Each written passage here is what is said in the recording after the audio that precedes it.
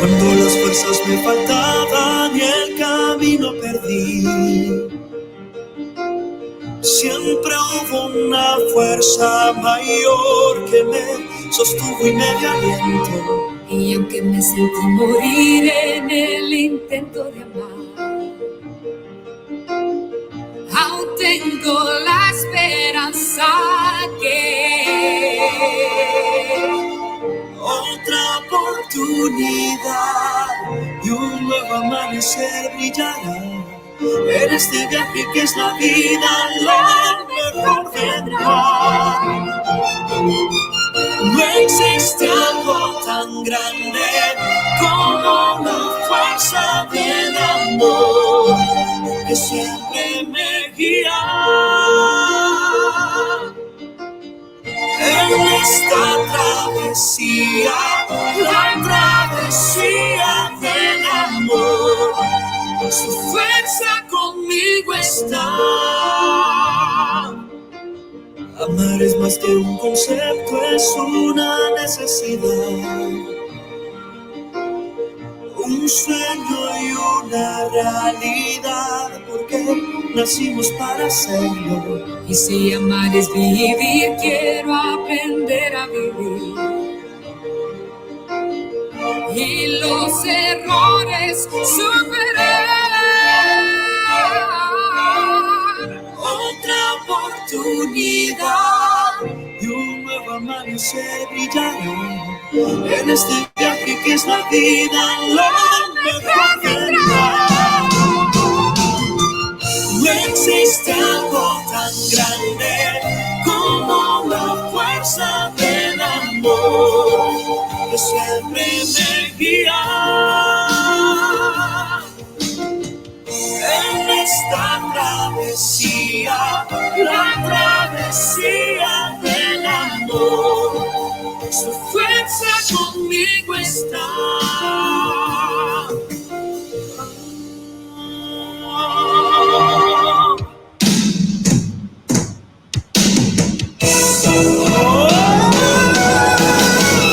No existe algo tan grande como la fuerza del amor.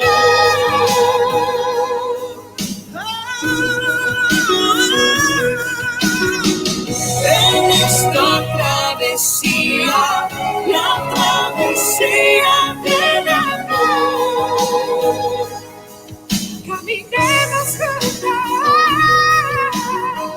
no existe algo tan grande como la fuerza del amor que siempre me guía. En esta travesía, la travesía del amor, su fuerza conmigo está.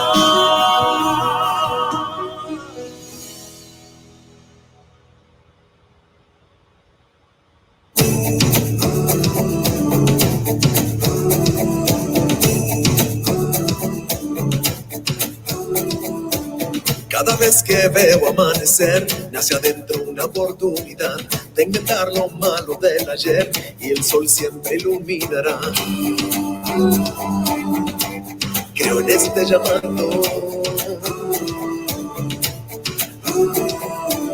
Cuando veo la lluvia caer, nace adentro mío la esperanza de que pronto va a florecer y mi fe es tan grande que te alcanza.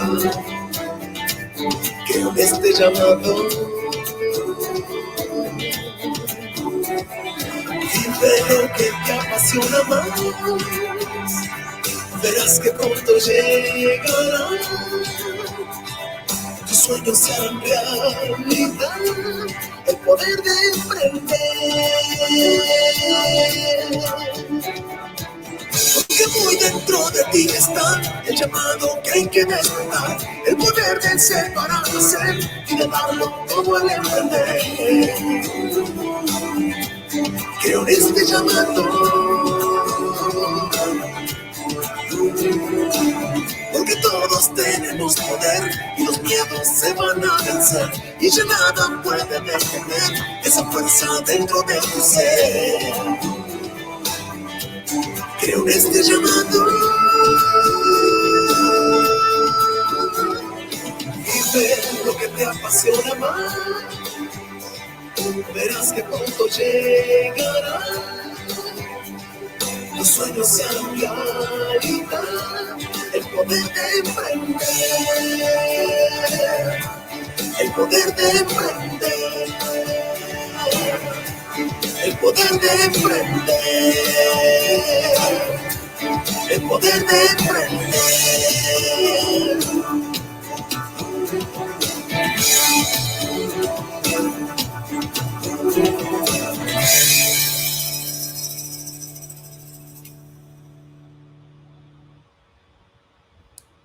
Muy buenas tardes, les saluda Julio Zelaya y bienvenidos.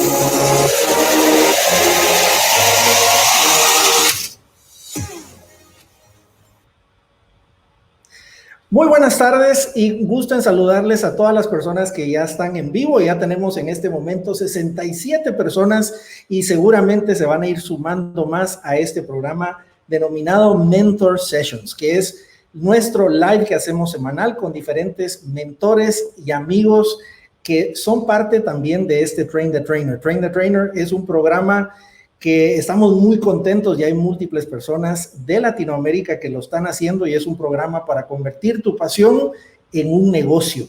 Y es un programa de múltiples masterclasses, de múltiples herramientas que tú puedas hacer para que tu negocio se convierta en una realidad.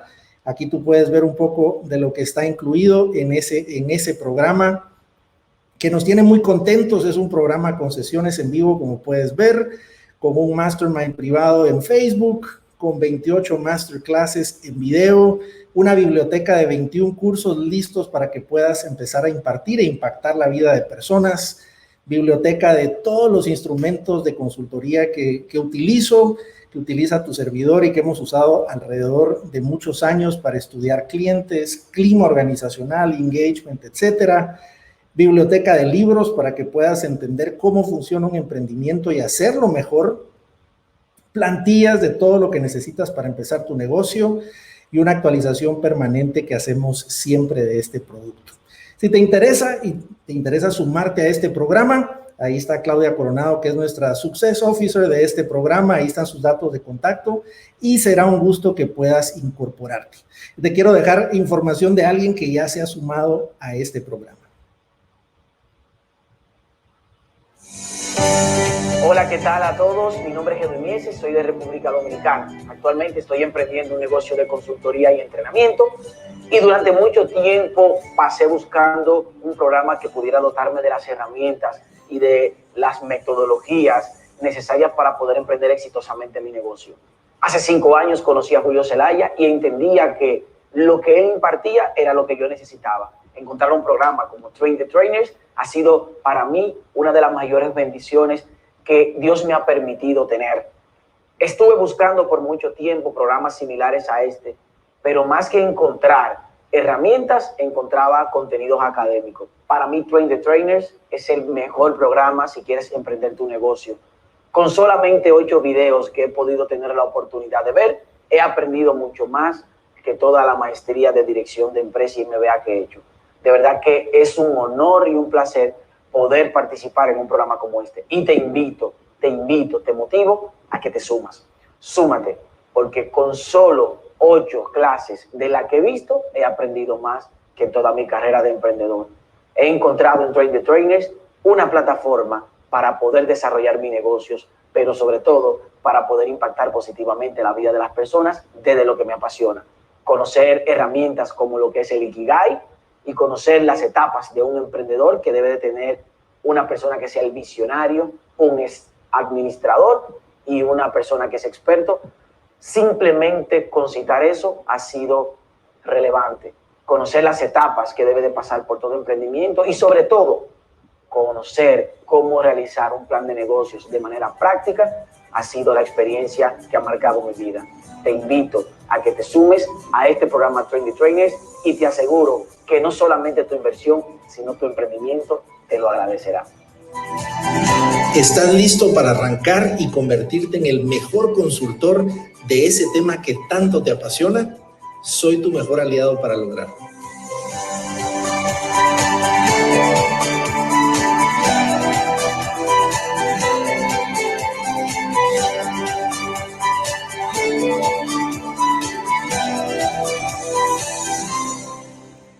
Así que le doy la bienvenida a los estudiantes y las estudiantes de Train the Trainer que ya se están sumando a este programa.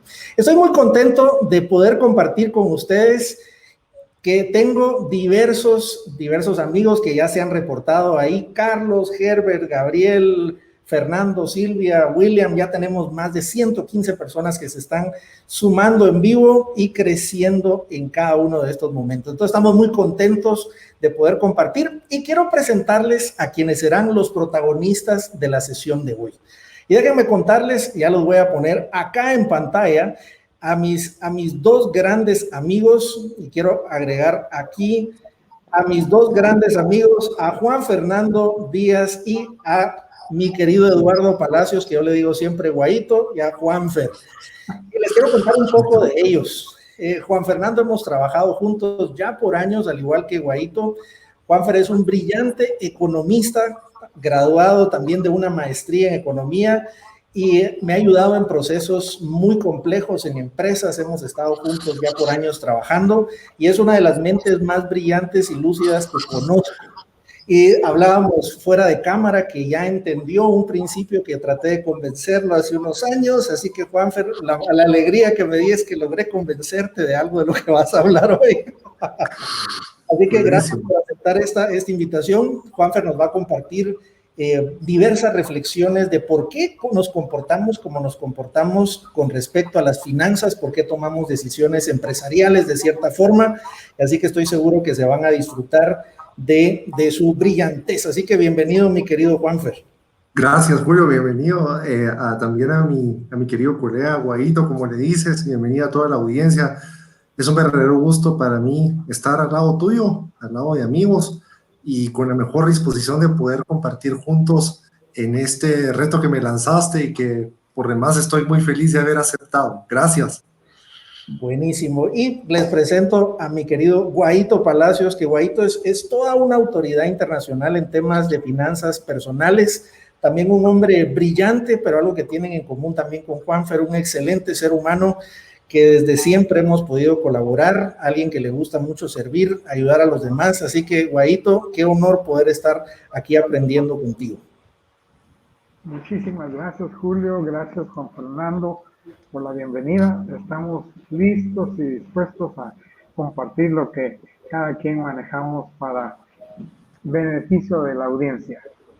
Buenísimo, pues les cuento que ya tenemos más de 125 personas sintonizándonos y así que tendremos una sesión muy interesante. Entonces, déjenme ponerlos en el backstage un segundito en lo que ponemos en contexto nuestra sesión. Y déjenme contarles un poco de lo que vamos a estar hablando el día de hoy. Y déjame contarte que hoy vamos a hablar de dinero, vamos a hablar de plata, vamos a hablar de varas, de pisto, de tuquis, de billuyo o de cuarto, como dicen en República Dominicana. Y les mandamos un abrazo a todas las madres en su Día de la Madre en República Dominicana. Me da muchísimo gusto que vayan a poder compartir. Quiero que veas esta canción. A mí no me importa el dinero, tengo lo que yo más quiero a mi lado. Soy tu fiel compañera, me gusta que seas así como sos. Soy mi escudo ante el miedo y aunque se derrumbe el cielo, nunca vas a estar solo, porque siempre estaré.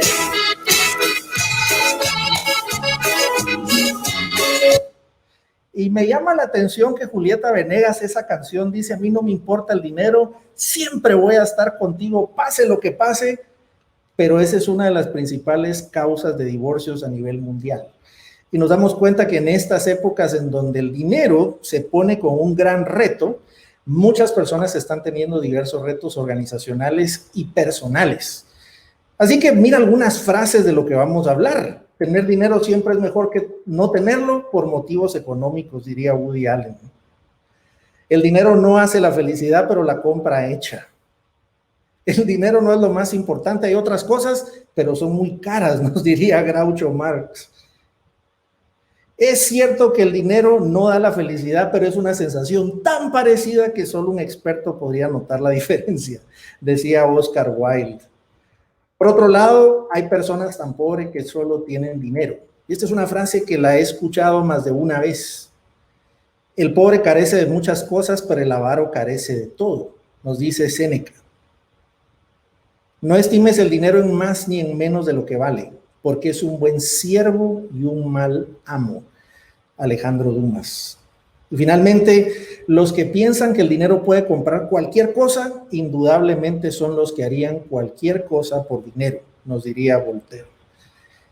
Así que empecemos alguna estadística para poderle dar paso a nuestros dos expertos de hoy. El 90% de las personas compran cosas que no deberían darse el lujo de comprar. ¿Por qué hacemos eso?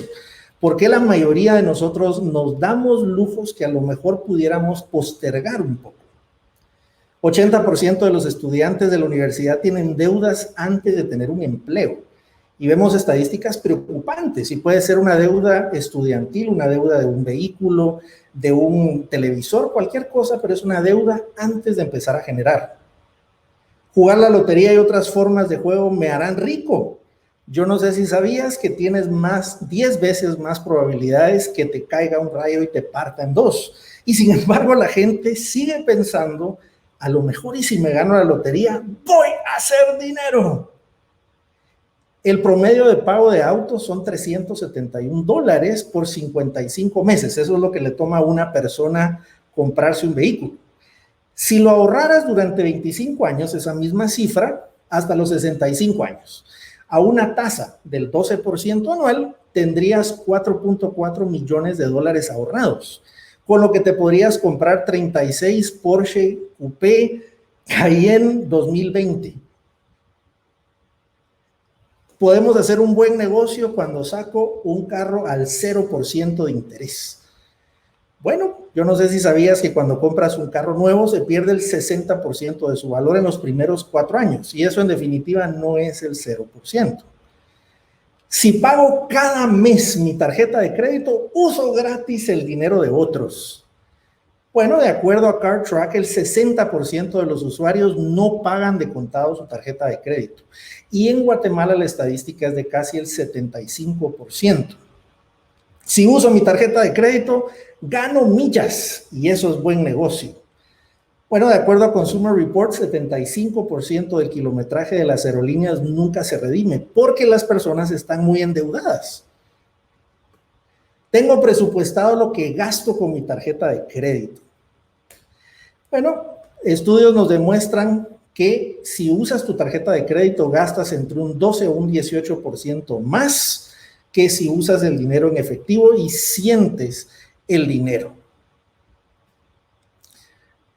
69% de las personas que han quebrado dicen haberlo por mal uso de tarjetas de crédito.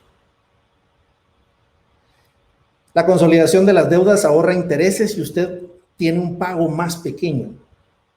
Pero la consolidación de la deuda es peligrosa porque usualmente solo se trata el síntoma. Y el 78% de las veces, después que alguien consolida su deuda de tarjeta de crédito, la deuda vuelve a crecer. Todo saldrá bien cuando me retire. Yo sé que no estoy ahorrando todavía, pero todo marchará bien. No te has ganado la lotería. Ya sabemos las estadísticas lo que dicen. El seguro no está a mi alcance. Yo no puedo tener seguros. Bueno, hay seguros sin los cuales no se puede estar y te pueden cambiar radicalmente tu economía. Si hago un testamento, podría morirme. bueno, te vas a morir de cualquier forma. Así que mejor hazlo con un testamento. Así que, ¿qué podemos concluir? En principio nos damos cuenta que compramos cosas que no necesitamos con dinero que no tenemos a fin de impresionar a personas que nos caen mal. Y muchas veces eso implica que competimos usualmente con los vecinos. Y no estamos haciendo las cosas por nuestra propia definición de éxito, sino por lo que alguien más está haciendo. Por otro lado, quizá no hemos recibido una educación financiera adecuada. Y esa es la razón por la cual trato de invitar expertos y me impactó este estudio final con el que te quiero dejar y darle pie a mi amigo Juanfer. Un estudio que hizo Harvard, el 3% de las personas que tenían metas por escrito logró financieramente más que el otro 97% combinado. Y en efecto, acá veo los comentarios. Carlos de León citó a alguien que es una de las personas que más recomiendo en estos temas, que es Dave Ramsey. Y Dave Ramsey escribió un libro llamado La transformación total de su dinero y es extraordinario y muy recomendado. Así que la razón de hacer este evento de Mentor Sessions es justamente para invitar a dos personas que son una autoridad en el tema y que podamos conversar y aprender de por qué hacemos lo que hacemos. Hablaremos de finanzas personales, empresariales, estaremos interactuando con preguntas y respuestas. Y lo primero que haré es invitar a mi buen amigo Juanfer para que nos cuente algunas de sus reflexiones. Y déjame contarte que él ha hecho también múltiples estudios sobre el tema. Así que, Juanfer, te doy la bienvenida y aquí ya tienes una audiencia de casi 200 personas que están ansiosas. Yo empezaría con la pregunta: cuando tú asesoras a un empresario, a una persona que quiere reestructurar sus finanzas, ya sea personales o empresariales, ¿cuál es la pregunta que te hacen más frecuente? Mira, es difícil poder encuadrar a todos los empresarios y todas las empresas en un mismo grupo. Las empresas y las personas son muy diversas, tienen escenarios distintos. Fíjate que hay empresas que la pasan bastante mal, por ejemplo, en situaciones como la que estamos viviendo y están próximas a cerrar. Y hay otras empresas que están a punto de crecer, que están a punto de dar el siguiente paso para expandir su negocio. Y hay empresas que están en between, ¿no? Lo mismo pasa con las personas que en algún momento me han llamado y me han dicho: Juanfer, mira, necesito un consejo porque siento que no salgo del ahogo financiero en el que estoy. Y he tenido otras personas que me pegan un timbrazo y me dicen: mira, estoy acumulando mucha liquidez, quisiera saber en dónde invertirla. Y fíjate que por mucho tiempo los economistas estuvimos en pausa. La teoría económica no se pronunciaba respecto de la conducta financiera de las personas, hasta que la Academia Sueca empezó a poner una alerta. En el 2002 se le dio el premio Nobel de Economía a un psicólogo, ¿okay?, de apellido Kahneman. Y en el 2017 se le dio el premio Nobel de Economía a un economista que trabajó temas psicológicos en la decisión de compra de las personas, sobre todo. Y entonces, con un grupo de profesionales, iniciamos un movimiento de finanzas para crecer, del que te contaré más adelante. Y trabajamos partiendo de que el ser humano hace una distinción errónea entre las personas y las empresas y los trata como entes que no tienen nada de relación. Las empresas están ocupadas por personas y las personas muchas veces trasladan a estas empresas sus propios hábitos financieros y llevan muchas veces a estas unidades de negocio por rumbos que no necesariamente son los ideales, o se dejan llevar por un tema de impulsos, de instintos, de planeaciones que muchas veces no son viables o que resultan condenatorias no solo para ellos en su carrera profesional, sino también para toda la gente que tiene esperanza en una buena dirección. Ahora, déjame decirte que muchas de las herramientas que actualmente están diseñadas para que una persona haga un uso eficiente de sus recursos son muy condenatorias y a las personas no les gusta seguirlas, porque lo primero que hacen es señalarlas y decirles: estás teniendo un mal hábito, lo debes de cambiar, estás gastando de más, no compres, no consumas, y el cerebro no entiende ese tipo de mensajes. Mucha de la corriente actual para el manejo de las finanzas sanas, y es un poco en lo que hemos trabajado, tiene que ver con que para las personas que sienten un impulso recurrente al gasto, incluso empresas que gastan más allá de lo que deberían gastar por el puro hecho de despilfarrar recursos, tienen una situación parecida a una adicción. Si te das cuenta, muchas personas que son adictas, su proceso más difícil es reconocer precisamente que están en una situación como esta. Y cualquier tipo de consejo que des para impedir un hábito que se ha incrustado en el colectivo mental de las personas en este estadio, lleva a tener resultados totalmente indeseables. Entonces, curiosamente, las mejores metodologías, y lo que te puedo decir que he trabajado y ha sido más efectivo, es comenzar a tratar problemas más de fondo que se reflejan en una mala conducta financiera y no al revés. En síntesis, pues les puedo decir, y te puedo decir, Julio, que la mayor parte de malas decisiones financieras tiene que ver más con un tema que no es financiero y que se ve reflejado en el mal manejo de los recursos. La ventaja es que tenemos una frase, y es que eventualmente se sale de las malas situaciones, y un alumno me preguntaba, ¿cuándo es eventualmente? Bueno, lo que te puedo decir es que seguramente las personas van a salir de esa mala situación, pero la velocidad en que eso suceda dependerá mucho del cambio de sus malos hábitos y de darse una oportunidad para dejar de asumir en las finanzas ciertas cosas que no son capaces de lidiar en la vida cotidiana. Ahora te haría una pregunta, y me encanta que voy a hacer un chiste, pero tengo que poner en contexto a la audiencia, porque con Juanfer hemos trabajado juntos. Yo, una de mis carreras, soy psicólogo. Entonces, cuando trabajábamos juntos, él me decía, bueno, yo soy economista de los de verdad, y tú que le vas a ir a hablar cosas a la gente. Así que me gusta darte cuenta que el premio Nobel hayas dicho de qué profesión era. Creo que es psicólogo, sí. Ahora, sí, el señor es bueno, te ha transformado.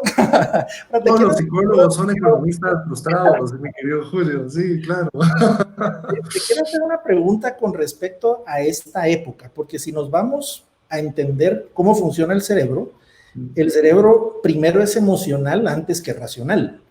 Y en momentos donde hay mucha tensión, la carga emocional hace que hagamos irracionalidades. Entonces, es usual que en momentos de una crisis, una recesión, una depresión, las decisiones sean exponencialmente erradas. Entonces, acá hay otra amiga psicóloga, mira, aquí te da la razón. Entonces, ¿qué podemos hacer en una época en donde tenemos tanta carga emocional? ¿Cómo hacemos para distinguir las decisiones que hay que tomar? Porque a lo mejor sí tendrás que cortar ciertos gastos, tendrás que reducir cosas en la organización, pero también tienes esa carga emocional que te invita, tal cual cuando estás haciendo una dieta, a decir, bueno, estoy pasando problemas, pero por lo menos me voy a comer un helado. ¿Qué recomendaciones le darías a esas personas que están en esa dicotomía, que saben racionalmente que tienen que tomar ciertas decisiones, pero la emoción los está llevando a hacer cosas irracionales? Fíjate, Julio, que la pregunta que haces es muy interesante. Te voy a hacer una analogía del papel higiénico con las personas. Muchas empresas salieron al mercado financiero y solicitaron créditos cuando la economía se empezó a cerrar. Y fíjate que en las empresas que he podido analizar, que han pedido ciertas asesorías, te puedo decir que casi el 60% de las empresas que solicitaron líneas de crédito, capital de trabajo, este tipo de instrumentos tienen distinto nombre dependiendo del país en el que estemos, o simplemente préstamos, no lo necesitaban. Y entonces están experimentando una sensación de que tienen liquidez en abundancia y que tienen que pagar encima por ese exceso de liquidez, y se topan con un margen amplio de recursos que ahora no saben cómo utilizar, precisamente por lo que has dicho, por el impulso. Decía uno de mis colegas, lo importante en la vida es estar endeudado, pero realmente no tiene sentido. Y te puedo decir que cuando tu cerebro empieza a encontrar espacios para reflexionar sobre lo reflexionado y volver en círculos a los escenarios que habías dejado atrás, la ansiedad en todas sus manifestaciones se empieza a ocupar de tu vida diaria. Y lo mismo pasa con las empresas. Para muchos empresarios, para muchos gerentes, para otros no ha sido el caso, y para otros también colaboradores que pasaban en jornadas monstruosas en la empresa, en la casa han tenido también cierta desaceleración, y entonces ese espacio que queda libre comienza a reflexionar sobre cosas que tal vez no reflexionaríamos si estuviéramos en una agenda llena en la oficina. Entonces mi consejo es, en lugar de invertir el tiempo en pensar mucho en temas financieros de sobreendeudamiento, es un buen momento para poderte pensar cómo vas a crecer cuando todo esto pase, lanzar nuevos planes, lanzar nuevos retos, ocupar el tiempo productivo de tus colaboradores en casa y ocupar tu tiempo productivo como gerente en diseñar estrategias y saldar lagunas que habían quedado pendientes en tu accionar empresarial. Tienes que buscarte qué hacer, y pienso que esa es una máxima que debe predominar en toda esta desaceleración que estamos pasando. Mientras no te busques qué hacer, y aunque eso signifique únicamente tener acciones e interactuar con tu computadora más que con tu propia persona, ese accionar te va a limitar espacios muertos, espacios en blanco que te empiezan a generar impulsos para tomar malas decisiones. Te puedo decir que la sobresaturación de noticias pesimistas, la sobresaturación de espacios en blanco, de espacios de ocio, de que tu vida corre peligro fuera de las cuatro paredes de tu casa, pues es un mensaje que llega a afectar. Posiblemente somos optimistas, tratamos de manejar las cosas de buena manera, pero estamos conscientes en nuestra mente de que afuera hay una situación de riesgo, y sobre todo hay un enemigo que no se ve. Mientras hay más espacios y más lagunas, la conducta a tomar malas decisiones financieras puede ser muy recurrente y puede generar un sobreendeudamiento incluso cuando toda la economía se haya recuperado. Entonces, tal vez para resumir un poco los puntos que decías, hay un consejo que siempre le doy a las personas, es no tomes decisiones permanentes con emociones temporales. Es correcto. Y es ante más fuerte el impulso, más apartarnos para analizar si esa decisión, y lo que diríamos en psicología y en economía, la disonancia cognitiva, el sentir mal por la decisión que tomé posteriormente. Eso, 2, usar también este tiempo para reflexionar todo eso que esté pendiente, como una especie de ordenamiento de los pendientes. Y 3, reconocer que hay una emoción de miedo que puede hacer que tomemos decisiones incorrectas en el corto plazo.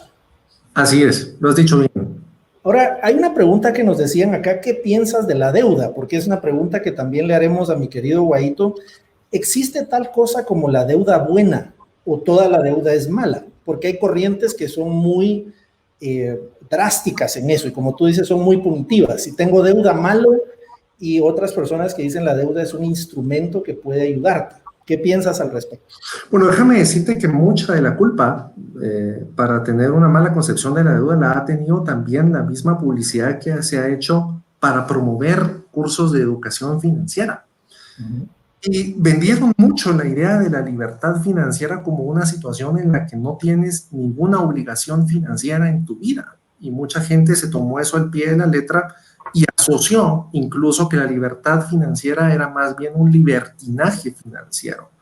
Te puedo decir que libertad como tal no hay. Es muy difícil que una persona a lo largo de su vida pase su existencia sin contraer una obligación financiera, y en ocasiones, respondiendo tal vez desde ya a la pregunta, es sensato endeudarse, pero hay que escoger qué deudas tomar y con qué recursos endeudarse.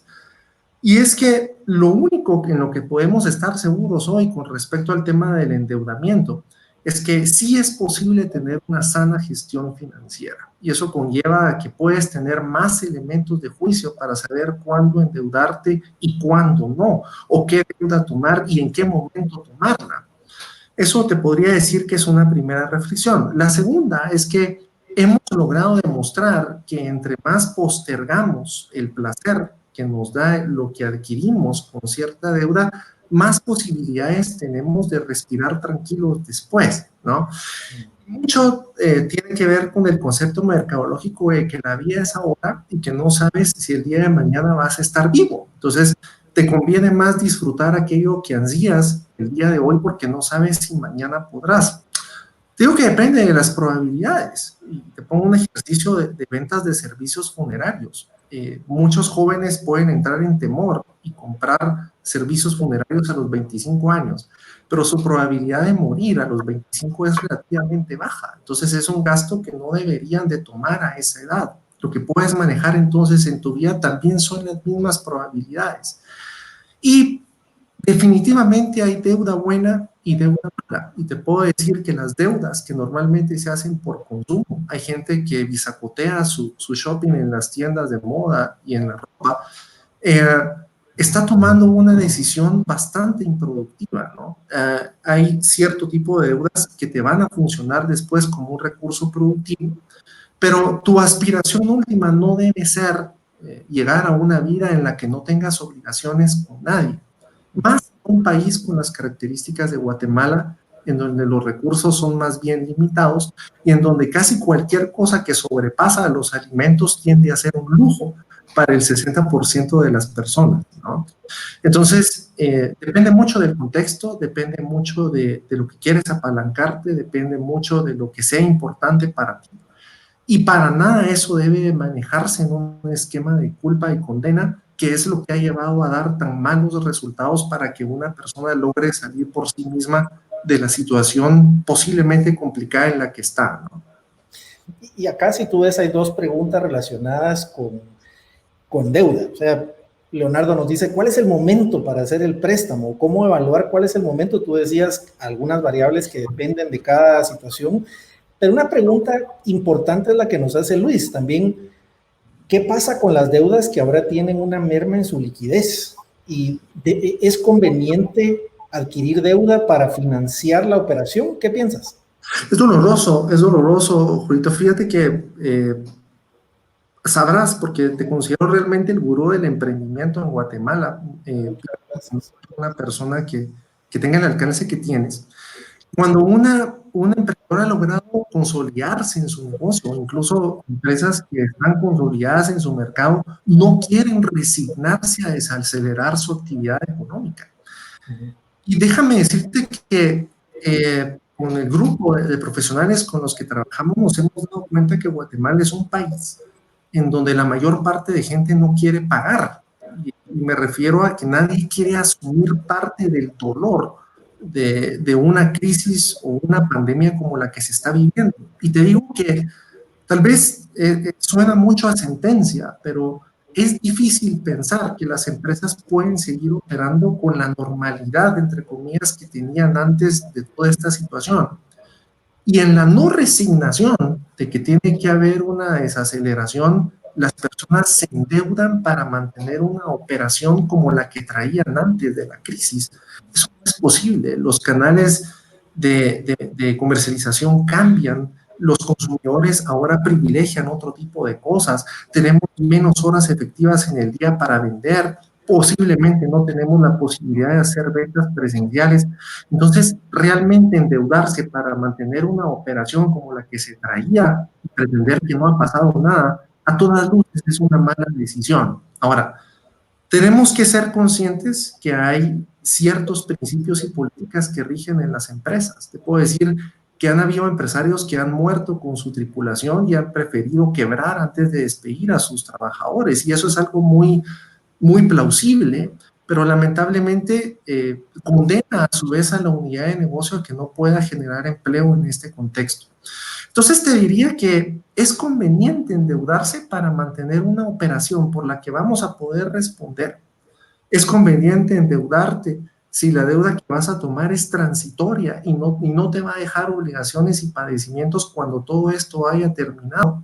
Y es aconsejable endeudarte para mantener tu empresa viva si es que fehacientemente determinas que tiene una oportunidad. Es muy difícil a veces decirle adiós a las unidades de negocio, pero es necesario madurar y decir, ok, posiblemente en este contexto lo mejor que puedo hacer es desacelerar todavía más y asegurar mi ingreso como empresario y no comprometerme a estar muerto y tener que seguir pagando deudas después de morir, ¿no?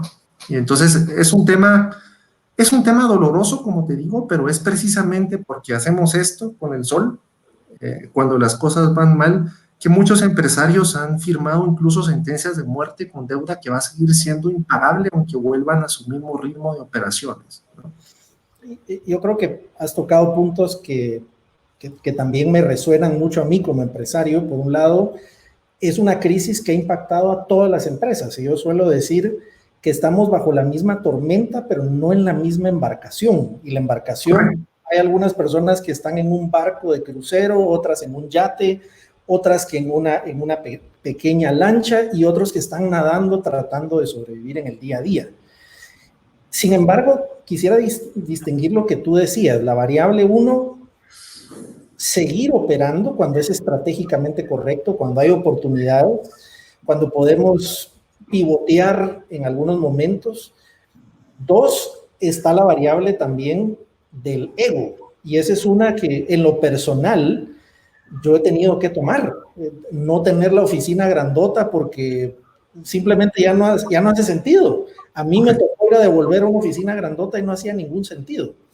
Y tú sabes que alguien me dio un consejo que me hizo cambiar todo y me decía, si tú fueras a asesorar a un pastor que ya no quiere salir a predicar porque no puede pagar los gastos del templo, ¿qué le dirías? Y yo me recuerdo haberle contestado, no, que se deshaga del templo, pero que se dedique a su misión, que es predicar. Exacto. Y eso fue lo que me hizo también darme cuenta, o sea, la variable estratégica por un lado, pero la variable del ego, y cuesta desprenderse de las cosas que tienen. Y entonces, eso tiene un costo. Sí. Y vale la pena endeudarnos por un negocio.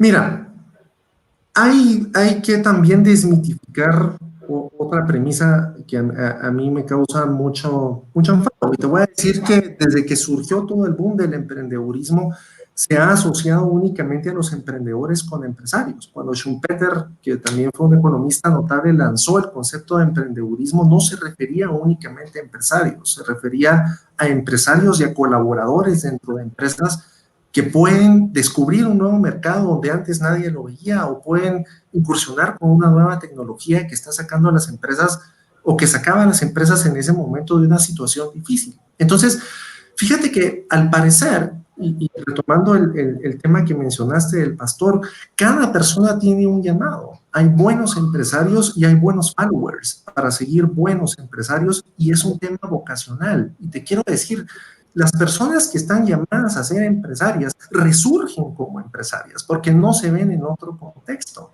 Entonces, los empresarios que tienen problemas y que posiblemente van a cerrar su unidad de negocio, quizá tengan una oportunidad de reconvertirse en otro segmento y en otra industria en donde posiblemente lleguen a ser más rentables, pero el mismo ego, el mismo fanatismo, el mismo sentido de pertenencia que tenían con el negocio que habían sacado adelante no los deja, y posiblemente tengan que pagar un alto precio, ¿no? Lo mismo pasa con los empleados. Hay personas que no se ven trabajando de una forma autónoma, es decir, volviéndose líderes de una propia empresa, porque posiblemente si estuvieran comandando el timón lo harían muy mal, ¿no? Porque su llamado es otro, y normalmente un empleado también vuelve a resurgir dentro de esa posición. Obviamente las situaciones de riesgo cambian, pero efectivamente es doloroso, es tener que verse al espejo, es tener que desnudar la empresa, y para ese tipo de empresas, porque hemos tenido algunas, incluso algunas que me han pedido una asesoría, tenemos que decirles, ok, quizá este ya no va a ser el camino y hay que preparar el cierre y la apertura en otro lugar, porque usted no va a dejar de ser empresario, ¿no? Y quisiera...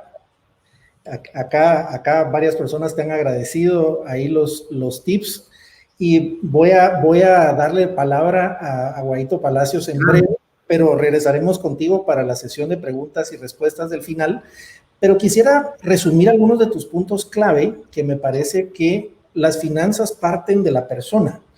La persona impacta a la organización, ya sea si es su líder o también lleva sus buenos o malos hábitos financieros también a otros entornos en su vida. tenemos que entender que cada situación hay que analizarla desde la tranquilidad, por lo que veo, y no desde la crisis, el impulso del momento o el miedo que nos lleva a tener comportamientos de seguridad como abastecernos de papel de baño, por ejemplo, que es un tema básico de sentirnos seguros, pero no es realmente correcto. Y por otro lado, darnos cuenta que no hay ni deuda buena ni mala, sino la razón de la deuda que estás tomando. Y creo que tenemos que ser muy, muy honestos con nosotros mismos si estamos tomando una decisión por razones estratégicas o razones por ego y porque no nos queremos desprender de una realidad que a lo mejor ya cambió por completo.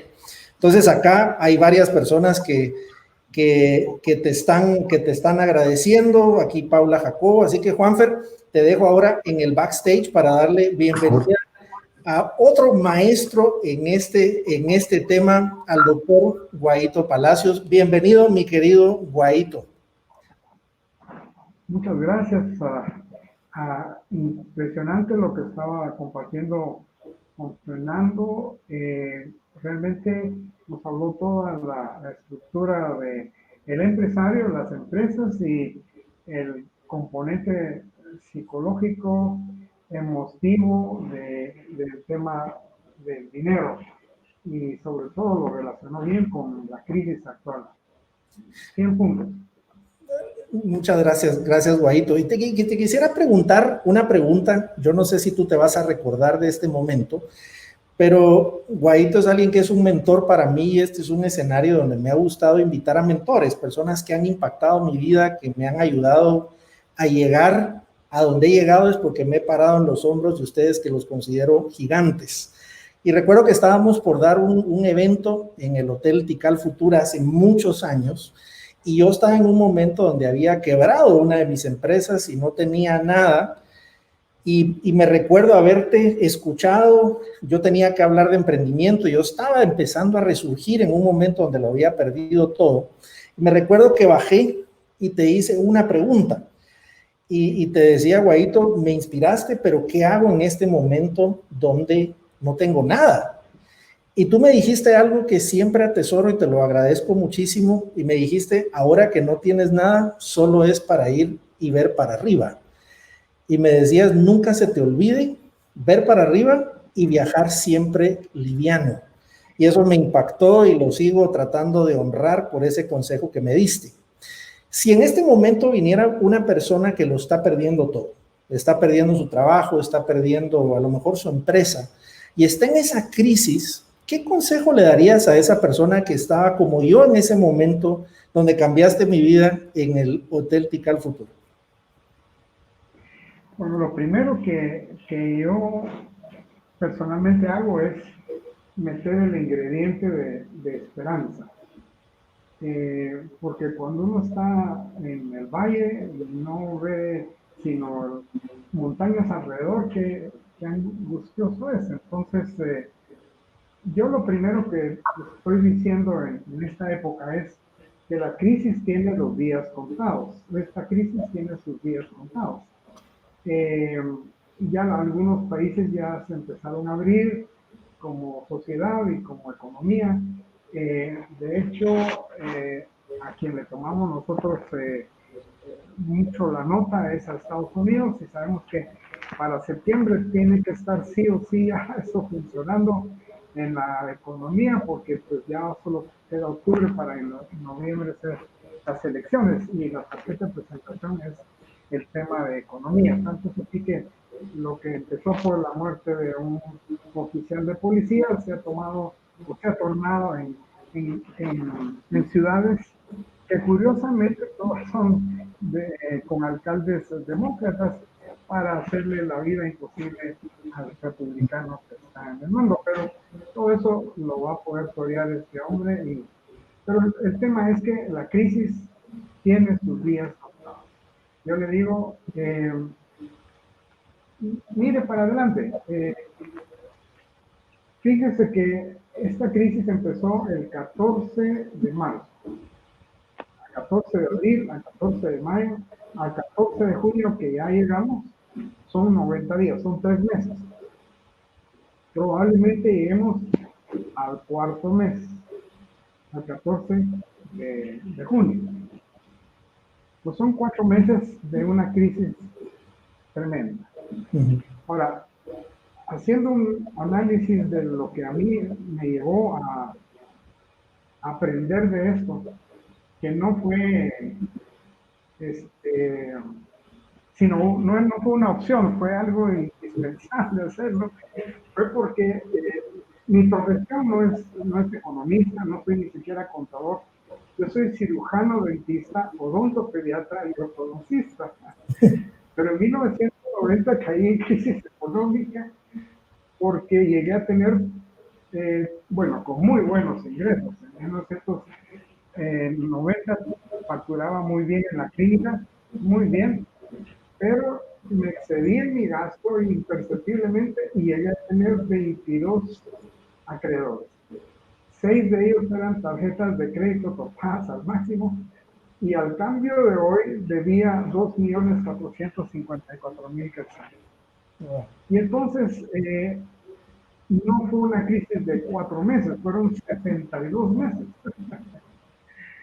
Y lo que hice en la crisis, quisiera compartirla con la audiencia, fue lo que nos sacó a flote. Y lo que hicimos para salir adelante en el campo, para producir, generar y pagar, pero para llevar control de lo que antes no llevábamos, porque vivíamos supuestamente volando por instrumentos, no llevábamos ningún control. Entonces, y algunos amigos, colegas, gente de nuestra congregación nos dijeron, mire, ¿por qué no escriben todo lo que aprendieron? Y después nos lo enseñan, porque esto no lo enseña nadie. Nos pareció buena idea. Y entonces hicimos este manual que hoy damos hasta la fecha un taller en empresas y en iglesias, organismos del Estado, en embajadas, en fin, pero porque el tema de llevar el control de la microeconomía de la persona o del matrimonio nos enseña. En las facultades nos enseñan propiamente lo de la profesión, pero no nos dicen, mire, así es como va a ser plata en la profesión. No, eso no es otra cosa. Bueno, fueron 72 años. Acá que se te oye un poquito lejos, no sé si te puedes acercar más tu micrófono. Ya, ok. Tengo un par de comentarios. Bueno, ok, vamos a ver si ahí mejora. Ahí está buenísimo. Gracias a las personas que nos preguntaron. Gracias. Gracias. Bueno, lo que hicimos en la crisis fue generar más ingresos para poder honrar los compromisos con acreedores. Entonces, recuerdo que solo uno de los 22 acreedores, que era el Crédito Hipotecario Nacional, ahí teníamos comprometida una propiedad que era la de mi clínica, ahí en el edificio Clínicas Médicas de la zona 10. Solo a él le pagamos 7.800 quetzales todos los meses, uno de los 22. Y entonces había que generar más ingresos. Entonces mi esposa me dijo, mira, yo te voy a echar la mano, lo que se me ocurre, porque en ese entonces nuestra clínica quedaba en la casa, ahí atrás de la Volkswagen, por el reloj de Flores, la zona 9. Me dijo, aquí hay un montón de oficinas y bancos, yo voy a hacer almuerzos ejecutivos. Y en ese entonces todos lo llevaban en bolsitas plásticas, pero nosotros conseguimos por primera vez las famosas cajitas de Duroport y se volvió algo de éxito. Cuando ella me dijo, voy a ayudarte con eso, yo le dije, adelante campeona, usted puede. Lo que no me explicó es quién los iba a repartir. Siempre hay un catch, siempre. Los economistas dicen no hay almuerzo gratis y lo aprendiste bien. Total que a las 12 del mediodía colgaba mi bata de la clínica y me iba a repartir almuerzos. De ahí regresaba a ver pacientes en la tarde, miraba a 10 en la mañana de ortodoncia, en la tarde de operatoria, le llamamos, de tratamientos. Y a las 5:30 colgaba mi bata otra vez porque conseguí trabajo como catedrático en una universidad en la zona 2. Entonces me atravesaba desde la zona media hasta la zona 2 todos los días para irle a dar clases a, a estas gentes. Regresaba a las 10 de la noche sin cenar a cenar. Y después de cenar ya mi esposa tenía todo ahí preparado porque se nos ocurrió comprar café de exportación estrictamente duro, gourmet, a la Asociación Nacional del Café. Y entonces lo reembasamos en nuestra propia marca que se llamaba Café del Rey. Y le pusimos King's Coffee. Y lo vendíamos en los estanquillos de los hoteles 5 estrellas para turistas y en la terminal aérea, y eso se iba. Nos tenía 4 ingresos: la clínica, catedrático, almuerzos y el café. Pues yo les digo, para salir de un nivel de endeudamiento tenés que generar más ingresos. 1, 2, bajar tu estilo de vida. Pero lo que quisiera enfatizar es que a veces solemos ver como si fuera una montaña que lograste aumentar por 4 tus ingresos, o sea, 4 fuentes de ingresos, pero no necesariamente vemos el esfuerzo que eso implicó. Y tener esos 4, me puedo imaginar tu nivel de cansancio, el nivel, y ahí yo quisiera reconocer también públicamente que tú eres con tu esposa un matrimonio que admiro muchísimo, siempre andan juntos en aeropuertos que nos hemos encontrado, siempre están juntos, y creo que ahí es donde se nota también eso de hacer equipo. No estaba solo en ese momento, había alguien que te estaba ayudando, pero también un trabajo fuerte. El salir de deudas implica un trabajo fuerte. Y luego empezabas a introducir lo segundo, de bajar mi nivel de vida. Cuéntanos de eso. Sí. Bueno, fueron 6 años donde no hubo tu pollo, tu pizza, tu hamburguesa, tu sushi, nada de eso. Fueron 6 años donde lo que había en la casa se consumía. Y yo hago el chiste de que mi esposa el fin de semana, por cuestión de no ir a gastar afuera, ella preparaba lo que llamamos un buffet de sobriné. Se las sobrinas y se iban con Francisco. Total, y mucho le digo, mire, usted está hasta aquí de deudas y usted sigue gastando como que no tiene nada. No, hombre, usted no está, pero ni para elotes locos, hombre. Entonces, total que entonces generamos más ingresos, bajamos nuestro estilo de vida, nos fuimos de vivir de la zona 9 a otra zona siempre residencial, pero es que en la zona 9 en ese entonces pagábamos 120 de cable y allá solo 60, entonces esos 60 de economía servían para abonar también. Otra cosa que hicimos es que todo lo que ya no era indispensable para la casa, pero estaba en buen estado, ya nadie lo usaba, nadie le servía, pero estaba en buen estado. Se fue uno de los carros, bicicletas de los hijos, motos de los hijos, succionador quirúrgicos de la clínica que estaban buenos, pero ya no los usaba porque usaban los del hospital donde operaba, y una planta eléctrica que en la caja nunca lo estrené, ahí la vendí. Y eso generó ingresos. Otra cosa que recomiendo yo es que todo ingreso extra, como el bono 14 del aguinaldo, también para pagar deudas. Es angustiante tener deudas. No se come, no se duerme, ni se vive bien. Bueno, el principio, dice, establecido en las escrituras, es, mire, no le deba nada a nadie. Porque ahora yo hago el chiste y se ha vuelto icónica la frase de que cuando uno tiene deuda se levanta a las 5 de la mañana, medio se atraganta, algo sale disparado a trabajar, regresa rendido, medio platica, medio cena, medio ve tele, y el día siguiente 5 la atraganta, algo sale disparado, regresa 5, todos los días.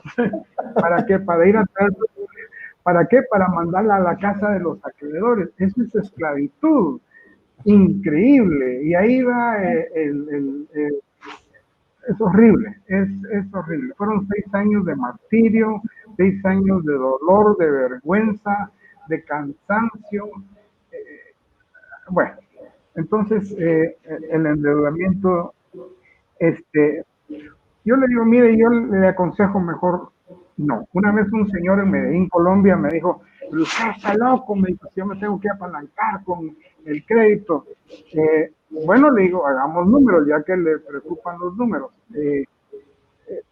El préstamo que le hizo el banco, ¿cuánto usted le genera de ganancia? 30%, me dijo. Ah, me dijo. ¿Y cuánto le paga usted al banco? 15%. Entonces, ¿qué prefiere usted? ¿Quedarse solo con 15 de ganancia, de la ganancia que destacó? ¿O quedarse con 30? Ah, por supuesto, con 30, me dijo. Pague esa deuda. Porque numéricamente, matemáticamente, económicamente, le corresponde más a usted que le quede esa plata que se la pague al banco. Entonces, Me, esa me, ha sido nuestra... me hiciste recordar algo cuando leía a Dave Ramsey, que tuve la oportunidad de conocerlo en un foro, y alguien le preguntaba, mire, ¿cómo salgo de deudas? Y él le pregunta, bueno, ¿qué te han recomendado? Y le dice, bueno, pues que ordene mis deudas por la tasa de interés más alta y la más baja y luego la que tengo que pagar y demás. Y él le dijo, mire, si usted fuera buen economista no estaría endeudado. No lo haga por un método así, sino que hágalo por un método que me encantó, que él decía, ordénela de la más pequeña a la más grande. Y Así yo, que es. también, yo siempre he contado mi historia que llegué a deber más de $100,000 en tarjetas de crédito. Juan Fernando es testigo de esas épocas en donde viví también mucho, de un desorden tremendo. Y aprendí con estos métodos más psicológicos, de decir, hacerme fácil el comportamiento esperado. Entonces yo pasé por mucho tiempo en donde no tenía tarjetas de crédito, sino solo tarjetas de débito. Ordenaba mis deudas de la más pequeña a la más grande y era como hacer una bola de nieve, ir pagando la pequeña para el excedente pagar la siguiente y la siguiente y la siguiente y la siguiente y la siguiente. Empecé después cuando viajaba a tener tarjetas de crédito, pero con límites que podía pagar perfectamente al contado cada fin de mes y que aunque la topara, no me iba a causar ningún problema financiero mayor. Empecé a ahorrar incluso para poderme dar mis gustos diferidos y me empecé a dar cuenta que cuando lo tenía ahorrado ya no me quería dar esos gustos para los cuales había ahorrado, porque me había costado mucho llegar a ese punto. Entonces, gracias por compartir esta historia que sin duda muchas personas que te seguimos y te admiramos hemos visto los frutos, pero es un proceso. ¿Cómo le recomendarías a las personas empezar? Porque estamos en un momento en donde el miedo a, ¿y qué tal si no genero? ¿Qué tal si me endeudo más por tratar de buscar otra fuente de ingreso? ¿Qué consejos les darías a esas personas para empezar? Bueno, cada quien se conoce hasta dónde sí y hasta dónde no. Hay algo que a mí me impactó mucho. El año pasado llegó a nuestra congregación el embajador de Israel en Guatemala, pero llegó acompañado del embajador de Israel en las Naciones Unidas. Y el embajador de Israel en las Naciones Unidas dijo, mire, quiero compartirles por qué el pueblo de Israel, nadie puede negar que son un ejemplo en el mundo de prosperidad en lo económico. ¿Por qué nosotros somos tan bendecidos por Dios? Mira, Julio y Juan Fernando, cuando dijo eso este señor, yo sentí que las 12,000 personas que estaban ahí no estaban, solo era yo quería oír exactamente qué era lo que me iba a decir ese hombre. Y dijo, bueno, en primer lugar, porque nosotros honramos a la Torá, dijo, la palabra de Dios, la Biblia, la escritura. Ah, dije yo, check, eso también nos afecta. La número 2 es que nosotros le hemos pedido a Dios que nos dé una mente privilegiada para tener ideas que le resuelvan necesidades a las personas. Wow. Porque, ¿cuál es la idiosincrasia? No del Chapín, yo que recorro desde allá arriba hasta allá abajo, es el mismo. ¿Qué es lo que está dando plata? Es lo primero. Y eso es notorio. Yo me recuerdo desde el tiempo en que salió la primera maquinita que pelaba naranjas y fue un éxito del señor ese. Después todos tenían su maquinita porque eso daba pista. Entonces, cuando este hombre dijo, nosotros le hemos pedido una mente privilegiada a Dios para que nosotros generemos ideas que satisfagan las necesidades o en beneficio de la humanidad. Dije yo, eso sí no lo tenemos nosotros. Hacía unos años me venía inquietando ya la idea que Dios ponía en mí de enseñarle a la gente buscar, como decía Zig Ziglar, ¿cuánto beneficio voy a causar yo en las personas? Si yo beneficio a 1000 personas, 1000 personas me van a beneficiar a mí. Si yo beneficio a 100,000 personas, 100,000 personas me van a beneficiar a mí, pero estoy buscando el beneficio. La plata llega por simple añadidura. Entonces, cuando él dijo eso, dije yo, ¿con qué razón de cada 100 premios Nobel, 90 por lo menos son de judíos? Química, medicina, física, economía, qué sé yo, todo lo que sabemos. De ahí sale de esas mentes sale el Waze, sale una idea como Facebook, sale una idea como regar por gotitas en el desierto, cómo cultivar pescados en el desierto, cómo volver el agua del mar en agua cristalina para tomar, cómo del aire poder hacer agua. Y muchas cosas más. Se menciona que ya tienen el anticuerpo que metido aquí va a irse a comer el gusanito este que nos está haciendo la vida. Entonces dije yo, eso es la cosa, porque primero hay que poner el caballito adelante y la carreta atrás, pero nosotros ponemos la carreta adelante y el caballito atrás. Entonces, cuando a mí me dice, mire, ¿usted qué me recomienda? Mire, pídale a Dios que le dé una idea que bendiga y beneficie y le traiga provecho a la mayor cantidad de gente. Eso, enfóquese en eso. Deje la vida en eso. Yo tengo el ejemplo de un señor que se llama George Washington Carver. Car como carro y B-E-R. Carver. Hay que buscarlo en Google. George Washington Carver. Dice que este hombre, él se iba a orar a un bosque ahí donde él vivía y le fue a decirle a Dios, Señor, ¿qué hago? Yo fui engendrado en el vientre de mi madre siendo esclavo. Ellos eran esclavos. Nací siendo esclavo. Tuve mi infancia siendo esclavo, adolescencia siendo esclavo, me he hecho adulto siendo esclavo.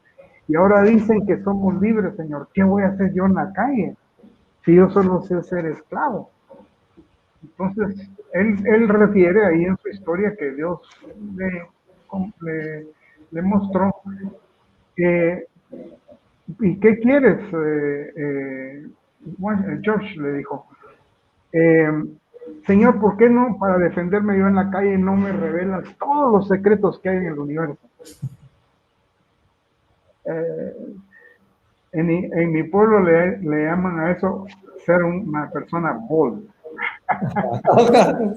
Le pidió un poquito nada más. Entonces, aventado, ¿verdad? Y entonces dice que le contestó Dios, Washington, yo no te puedo revelar todos los secretos del universo, te volverías loco, pero te voy a revelar los secretos que hay adentro de una manía, un cacahuate. Y le reveló, ahí está su historia, ¿verdad? Más de 300 productos que se sacaban de la manía. Wow. Y revolucionó la agroindustria del sur de Estados Unidos en el área negra de afrodescendientes. Mantequilla de manía, plástico de manía, gasolina de manía, aceite de manía, betún de manía, bueno, más de 300 productos. Y todavía como de ganancia le dijo, los secretos que hay adentro del camote. En mi pueblo le llaman sweet potato, pero bueno. I know, my friend.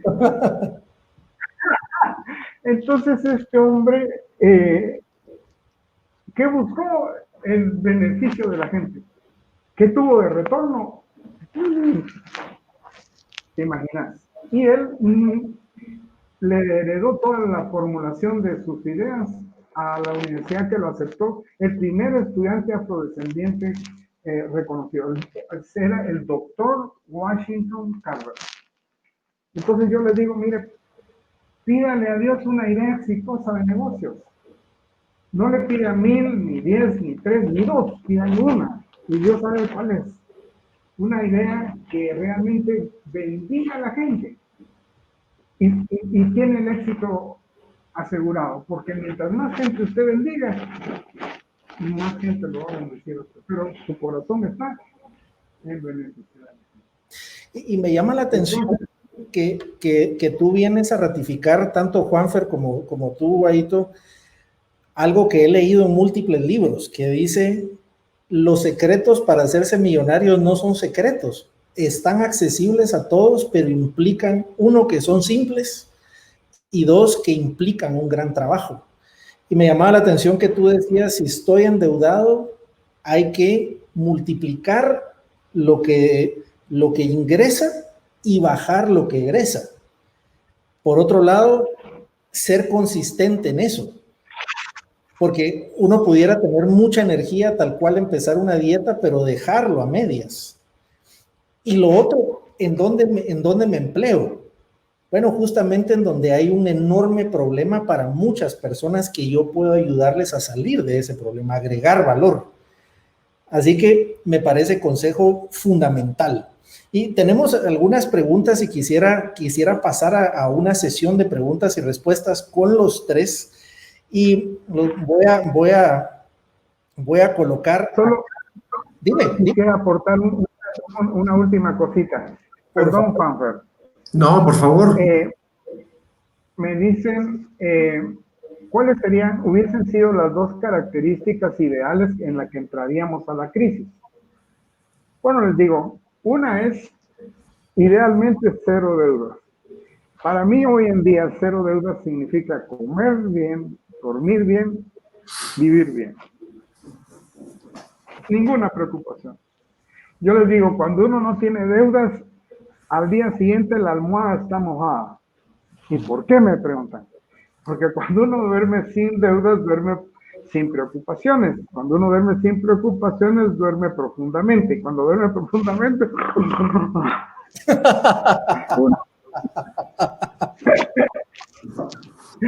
Y eso se llama en mi pueblo peace of mind. Es que es más rica es eso, ¿verdad? Dormir. Me encanta ese tu de peace of mind y peace of pillow. Entonces, le digo, esa hubiera sido la condición ideal, cero deudas. Y la segunda es lo que le llamamos el guardadito, un guardadito. Las abuelitas decían, mire mi hijo, mire mi hija, el que guarda siempre tiene. Guarde mi hijo para cuando se necesite. Y ahora es ese cuándo, ¿verdad? Un guardadito. Y mire, a mí me apela mucho esa idea de ahorrar. Lo he intentado varias veces, pero yo descubrí, hablando del aspecto que ustedes mencionaban, ambos, desde el punto de vista psicológico, emotivo, por fin encontré por cómo es que se comienza un ahorro y cómo se termina un ahorro. Hay que meterle el ingrediente de la emoción. Y el ingrediente de la emoción es la ilusión. Sí. Por ejemplo, eso lo hemos oído de amigas o conocidos que dicen, fíjense que estoy haciendo mi guardadito porque a fin de año se recibe mi nieta. Y como ellos viven afuera del pasaje, no me preocupo porque mis hijos me lo mandan, pero yo quiero llevar mi dinerito para traer cosas para los de acá. Esa ilusión es el guardadito. No, me dices que yo estoy con la ilusión porque nos ofrecen ese lote y vamos a comprar, porque ahí queremos hacer nuestra casa. Cuando el ingrediente de ilusión, de emoción está involucrado, eso nos mueve a la acción, ¿verdad? Hay un motivo para la acción, hay una motivación para continuar con el ahorro. Y eso es lo que ahora les digo. Si usted no le pone nombre y apellido a ese guardado, ya no sigue. 4, 5 mil, ya no. Pero póngale nombre y apellido y establezca la cantidad exacta que tiene que meter ahí, porque cuando la tenga, usted hace su inversión y luego pone otra meta de inversión. Bueno, ahora vamos para levantar la obra gris y tiene que ser tanto en la primera etapa, y entonces esa ilusión de la casita, y se hacen de esa manera los proyectos de vida de un matrimonio o de una persona. Perdón. Y mira, me recordaste de algo que yo siempre he contado. Justamente así fue como salí de deudas. Yo recuerdo que iba hasta con mis hijos a un terreno donde no había nada y comíamos pizza en ese terreno, nos llevábamos un poquito de tierra y yo les decía a mis hijos, vamos a orar aquí, este terreno es donde va a estar nuestra casa, y ese era el motivo, esa era la tierra prometida para la cual trabajábamos. Y eso nos motivaba. Recuerdo que incluso el carro que hoy manejo, recuerdo haberle dicho al vendedor, mira, quiero que me lleves a un test drive y quiero que me tomes una foto en un terreno. Y me decía, ¿y no me va a comprar el carro? No, pero algún día va a ver. Y recuerdo que me tomó la foto y era interesante porque el otro día me llaman del colegio y me dicen, mira, tu hijo está haciendo negocios en el colegio y eso no se puede. Y bueno, yo llego, ¿qué pasó? Y veo a mis hijos que estaba Juan Ignacio con una mesita, con unos insectos y unas piedritas, y Natalia al final con un poquito de dinero. Yo les digo, mis amores, ¿qué están haciendo? Es que fundamos un museo, papi. ¿Y qué estás haciendo? Bueno, si quieren venir a ver nuestra colección, nos dan 5, pero si la quieren tocar, nos dan 10. Yo le preguntaba a los niños que estaban ahí, que les habían dado dinero, y yo les digo, mira, ¿qué les dijeron mis hijos para que llegaran al museo? Y nos contaron que están construyendo juntos su casa. Y me llamó poderosamente la atención que cuando tenemos una tierra prometida es más fácil cruzar por el desierto. Y creo que eso es lo que necesitamos en este momento. Entonces hay varias preguntas, pero desde ya quiero dejar acá la siguiente sesión para que las personas puedan ver qué viene. Así que eso viene a continuación.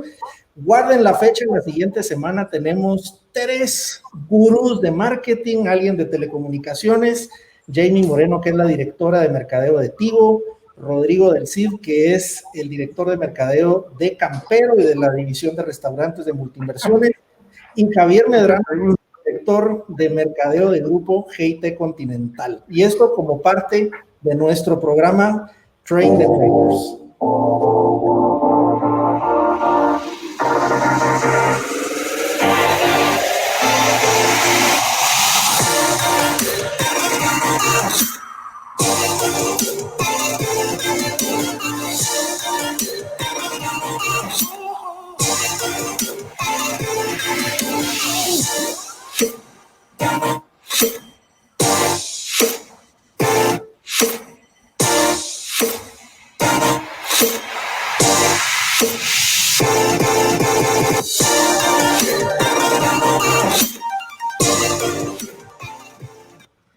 Así que desde ya guarden la fecha, tendremos un programa extraordinario el otro domingo, 5 de la tarde, hora de Guatemala. Y tenemos varias preguntas, mis queridos amigos, que quisiera ir haciendo. Aquí tenemos una. Después de escuchar ambas posturas, nos sugieren invertir para arrancar un emprendimiento formando equipo o buscar hacerlo por cuenta propia, fungiendo todos los roles. ¿Qué piensan? Tal vez, Juanfer, si empezamos contigo, ¿qué piensas de ese reto? Fíjate que yo pienso que no hay dos posturas que sean antagónicas, simplemente tenemos que tener claro qué es endeudarse y qué es financiarse. Escuchándote hablar, Julio, pues veo que también aprendiste la lección en torno al manejo de los recursos, que era un tema que nos ocupaba en muchas discusiones, y pudiéramos contarle las anécdotas que tuvimos, pues, memorables, ¿no? Pero fíjate que si somos estrictos con la evidencia, ¿no? Es muy difícil encontrar agentes económicos en el mundo actual, y no estoy hablando solo de emprendedores, de personas. Estamos hablando de países, estamos hablando de corporaciones muy fuertes que tienen que hacer uso de recursos de financiamiento para crecer. Entonces, yo podría responder a la pregunta diciendo, ok, es bueno que consideres la opción de incluso poder arriesgar plata que no es tuya para un emprendimiento, pero teniendo siempre un fondo de resguardo. Yo te aconsejaría, y es un consejo que siempre le doy a los emprendedores, tenemos al gurú en esta sala, pero yo les podría decir, un emprendedor que está interesado en abordar un negocio nuevo, que va a empezar a conocer en un mercado en donde no se ha desempeñado antes, debería al menos considerar un fondo de 10 meses de su salario. Y eso le permite tener un margen rápido, precipitado, si lo quieres ver así, para empezar a incursionar, cierta recuperación si las cosas van mal, y un margen de holgura si tiene que regresar a donde empezó. Ahora, si la pregunta es si debes empezar un emprendimiento solo con deudas, sinceramente considero que es una opción muy arriesgada. Básicamente nosotros manejamos tres preguntas que son vitales, y es: ¿qué quieres emprender? ¿Cómo lo quieres emprender? ¿Y para quién lo quieres emprender? Y cuando una de esas respuestas no está, no debes hacerlo. Y tu fanatismo y tu impulso por poner una empresa nueva no debe exceder en tu objetividad. Acá el momento no es el oportuno. Quizá la estrategia que estás tomando todavía no da respuestas. Y en última instancia te puedo decir, cuando postergas la opción de emprender, puede ser que ese resguardo que tenías en tus arcas te sirva finalmente para financiar tu negocio y no necesites pagar dinero de intereses, ¿no? Entonces, todo tiene que ver con la temporalidad. El mercado a veces no perdona y no vuelve a plantear una oportunidad similar, pero muchas veces es más tu afán que las señales que el mercado te está mandando, ¿no? Y también quiero darle la palabra a mi colega Guaito para que complemente. No, lo dijiste todo, Juanfer. Endeudarse para simplemente comenzar, qué arriesgado, ¿verdad? Porque, Correcto. ¿de dónde? Entonces, sí, lo más mesurado, lo más sensato, lo más prudente es la opción que tuviste al inicio. Entonces, vas con un pie más seguro, en un terreno más confiado.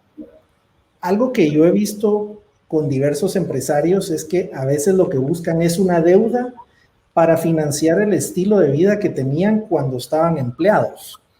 Y eso es algo que incluso yo, cuando empecé mis emprendimientos, tenía un carro que no me podía pagar, una oficina que no me podía pagar, y tenía un personal que no debería tener en ese momento, pero sonaba bonito. Creo que hay un momento para todo, y hay un momento cuando uno lo puede hacer sin sufrir. Hay una diferencia cuando vas y te compras lo que quieres, pero por la razón correcta, y es que ya lo diferiste, ya lo pudiste hacer. Y además hay personas que nos contaban, por ejemplo, que alguien que tiene un catering de alimentos, una de las industrias que está teniendo más impacto, dice: ¿qué puedo hacer en este momento? Y ahí es el momento en donde podemos ver, bueno, si es para subsistir o para reinventar el negocio, porque negocios de alimentos siempre hay, a domicilio siempre hay, otro tipo de eventos siempre hay, pero probablemente nos tomará mucho tiempo regresar a los eventos tradicionales que hacíamos antes. Así que, ¿en dónde vas a utilizar los recursos? Pero como bien decía Juan Fernando al inicio, muchas veces buscamos recursos para financiar un estilo de vida que ya se terminó y que simplemente no queremos desprendernos de él. Y por supuesto, a mí me impactó un ejemplo que decía Dave Ramsey porque me pasó a mí igual. Yo andaba en un carro europeo y no tenía para echarle gasolina. Una vez me quedé sin gasolina después de hacer un planeamiento estratégico en una empresa. Y me recuerdo yo andar empujando el carro y pasan varios de los gerentes y me dicen, Julito, ¿no querés que te prestemos 5 quetzales? Decía, qué vergüenza. Pero eso fue el día en que dije, no, lo estoy haciendo por ego, no por las razones correctas. Entonces, eso me lleva a la siguiente pregunta que nos hace Luis. ¿Qué aspectos psicológicos consideras que son los más importantes para la prudencia respecto al descontrol de los gastos personales? ¿Quién de ustedes quisiera darle un punto de vista, mi querido Luis? Bueno, invitamos el orden ahora, si te parece. Entonces, Guaito, ¿qué piensas? ¿Qué le dirías?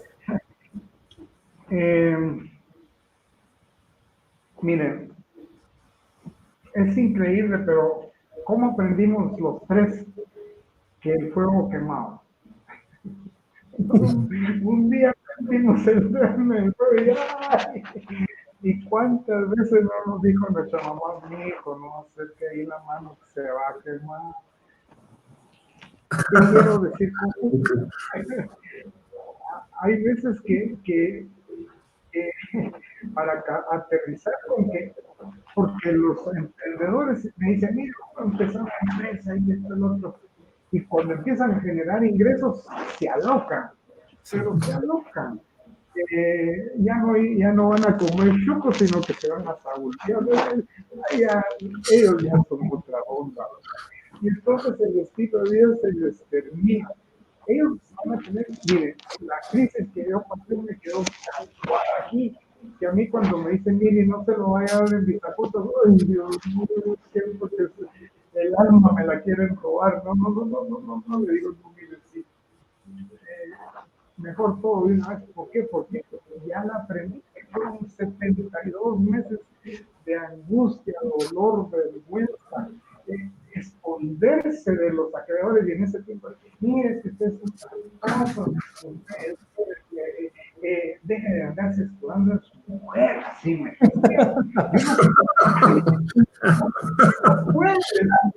y apenas juntas unos 8,000 quetzales y mire, y cuando trae el resto, ay, Dios, si usted supiera cuánto me costó conseguir los 8,000 y te está pidiendo más. No, entonces, en los aspectos psicológicos a veces van tatuados en uno cuando ha tenido una experiencia de ese tipo. Y el administrar bien la plata es algo que se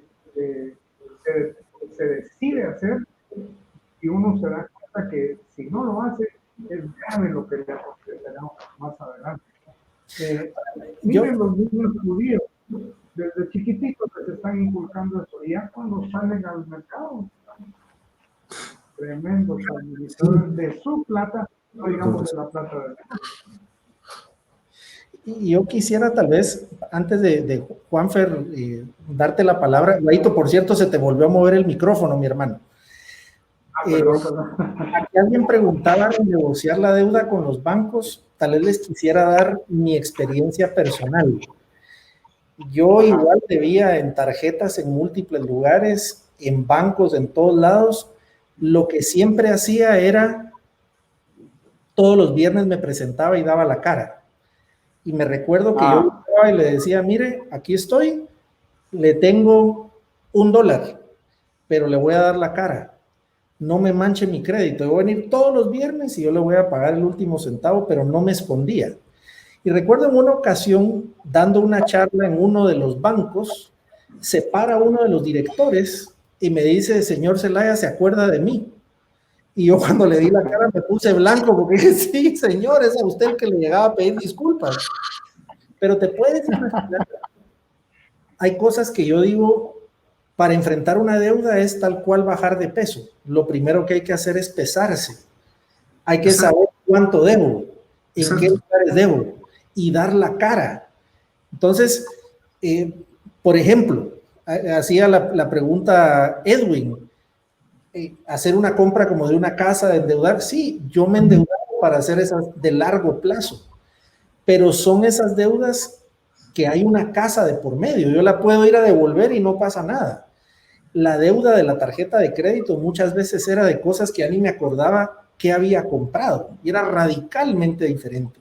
Entonces, Juanfer, ¿qué consejos tendrías de estas deudas de largo plazo y esas decisiones psicológicas cotidianas? Mira, me voy a enfocar un poco en las decisiones psicológicas y han dicho aspectos muy interesantes. Fíjate que para las personas que tienen un mal hábito de consumo, el tratamiento es muy parecido a una adicción. Si tú trabajas con una persona que tiene malos hábitos de consumo y le dices, mire, no se puede comprar absolutamente nada más, créeme que va a entrar en una situación de desesperación tal que su misma frustración va a hacer que sea más incidente, ¿no?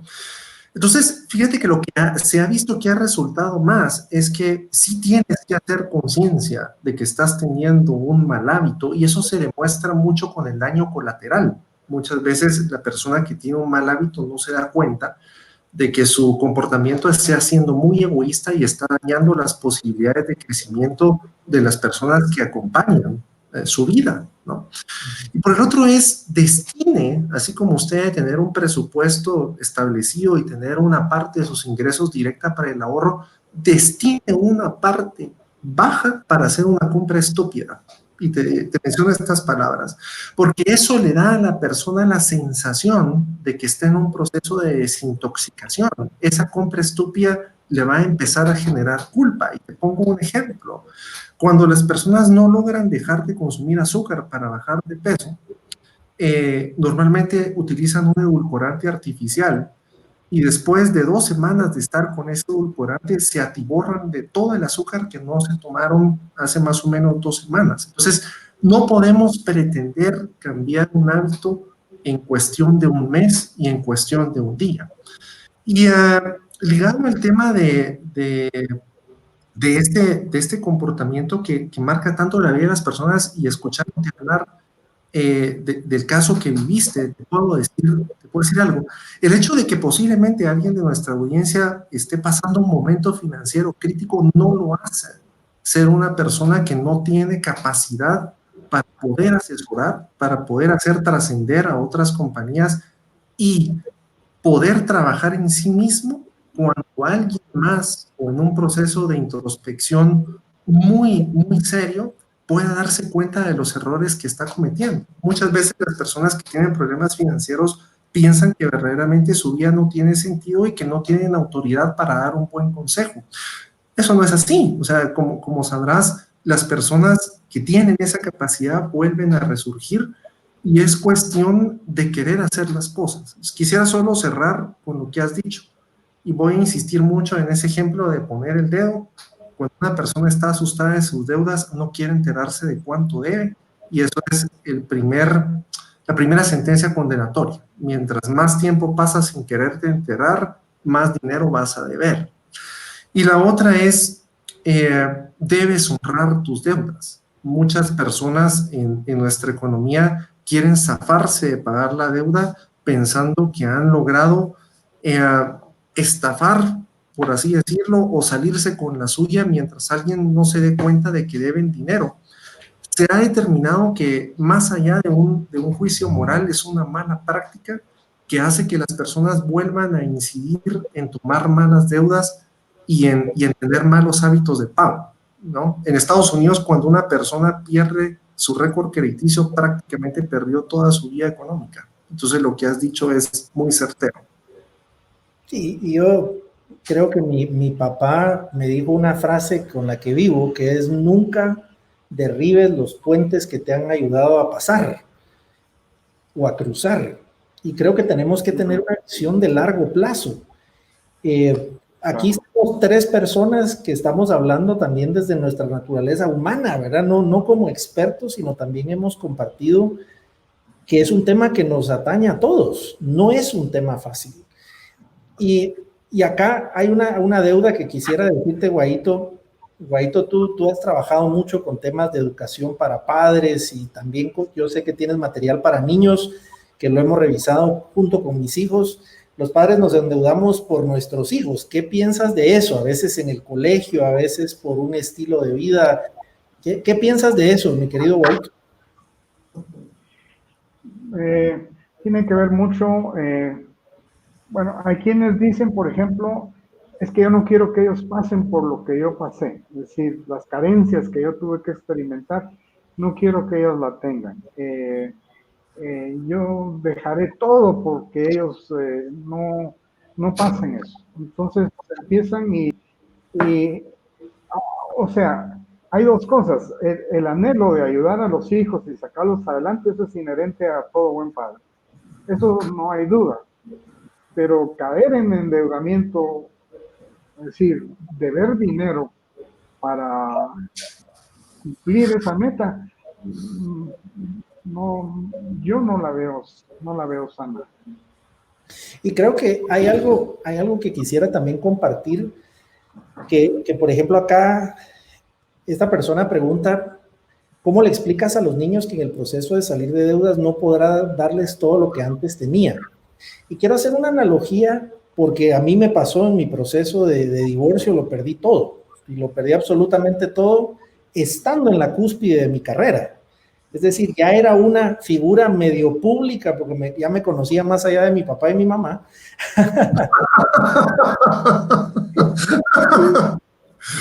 Pero fue muy complejo para mí inclusive tener que vender todo y andar de un carro que costaba en dólares lo que me tocó después irme a pie a los lugares y pedir que me llevaran a lugares. Recuerdo que daba eventos y me llevaba la comida de los coffee breaks para tener que comer en la tarde, pero implicó un proceso que eso les enseñó más a mis hijos que en la época de abundancia.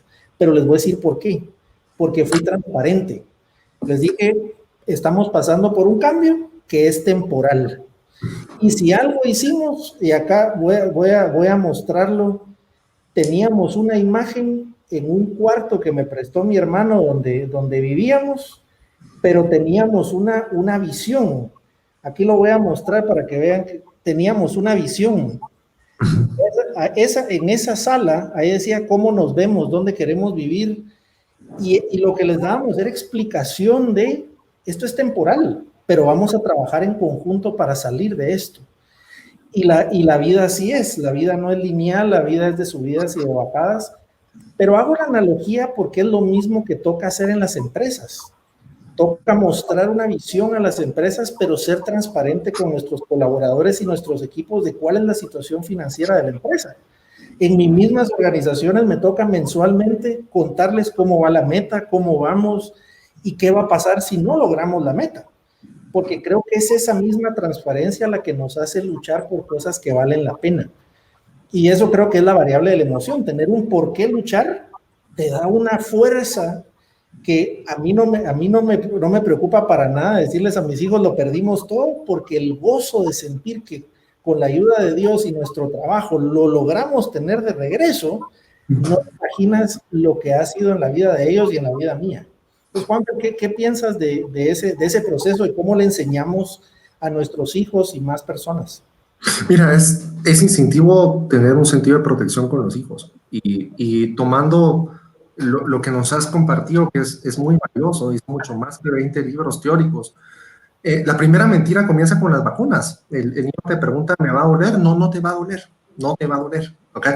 Y en el sentido de sobreproteger a los niños, queremos transmitir una figura de entes infalibles y muchas malas decisiones, te puedo decir, en base a las experiencias en las que he podido asesorar, tienen que ver con los colegios. Muchas veces los padres de familia costean colegios que no pueden pagar y de los cuales constantemente se endeudan para poder mantener a los niños ahí. Finalmente llega un momento en que el colegio les dice que no va a admitir más a sus hijos y los niños tienen que sufrir el proceso doloroso, tal vez no de entender una humillación económica, que sería lo que el padre experimentaría o la madre, pero sí de desvinculación con un núcleo al que pertenecía, con una dinámica a la que estaba acostumbrado, con un contexto que le era familiar y no saber a dónde va a ir a caer. Y lo que has dicho es muy valioso. Los dos extremos son muy nefastos y también las organizaciones, tanto el director que nunca dice cómo están las cosas y que las hace creer en un escenario que está estratosféricamente bien, y el otro escenario en donde el directivo siempre se queja de que no hay recursos. Eso genera mucho resentimiento entre los colaboradores. Entonces, pienso que la estrategia que has mencionado es la adecuada. Un directivo debe ser muy transparente incluso con los temas que son sensibles. En las empresas en donde normalmente hay temas que son confidenciales, muy confidenciales, súper confidenciales, estrictamente confidenciales, cualquier persona que labora en tu organización podría manejar la información con la misma ética porque en ese supuesto la contrataste. Y el peor enemigo cuando hay una crisis financiera, sea empresarial o sea familiar, es el rumor. Y muchas veces el rumor es silencioso. Te digo que en las familias cuando hay problemas económicos, las cenas son más silenciosas. Los momentos de convivencia tienen menos diálogo. En las empresas es todo lo contrario. Lo que generan es muchísimo ruido, generan mala información y se toman malas decisiones. Entonces, la transparencia comienza con tu familia y la familia debe ser la primera aliada. En la empresa, tus empleados son tus aliados, tu gerencia debe ser transparente y en eso tendrá un causa.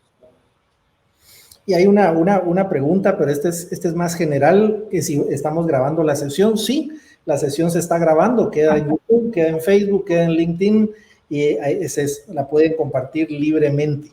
Entonces estamos llegando como si nada, casi hora y media de esta conversación, que me siento como si estuviera en la sala de mi casa. Bueno, estoy en la sala de mi casa, pero físicamente a la par.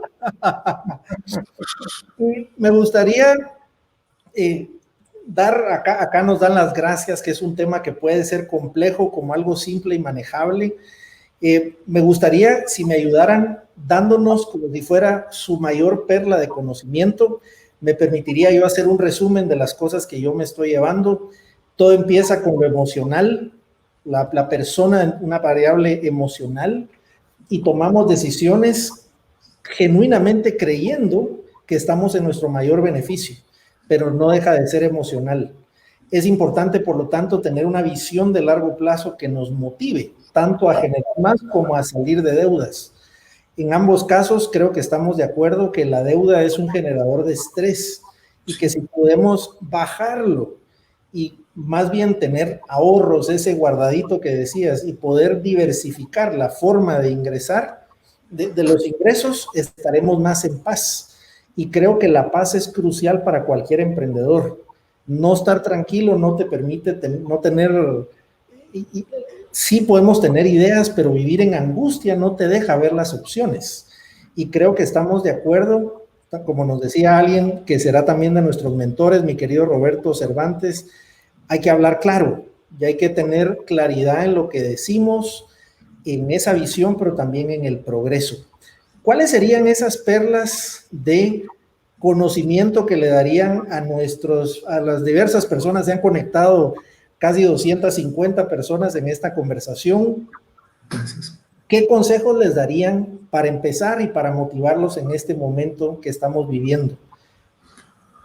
Bueno, mira, como es el cierre, yo quisiera decir que las personas más exitosas económicamente hablando son aquellas que hacen del dinero un medio y no un fin. Cuando el dinero se vuelve un fin, la vida es frustrante y se acaba la creatividad. Cuando tú le pones como meta final de vida el nombre dinero a esa meta, ya no tienes que luchar por nada más, tienes claro, lo único que tienes que hacer es hacer dinero. Normalmente las personas y las empresas que trascienden tienen al dinero como un medio. Es necesario, no podemos ser ilusos, pero no es un fin. Y quisiera cerrar con esto. Fíjate que ya que estamos hablando de anécdotas y conversaciones, un empresario de Quetzaltenango al que admiro mucho, se llama Jorge García, es un empresario notable de ese departamento, me dijo, Juan Fernando, mi amigo también. Pues lo conoces, me dijo, Juan Fernando, ¿usted sabe qué es el éxito? Y lo voy a citar, me dijo, yo le di muchas teorías, me dijo, el éxito, Juan Fernando, es que usted pueda poner la cabeza sobre su almohada y dormir en paz todas las noches. Y eso va más allá de cualquier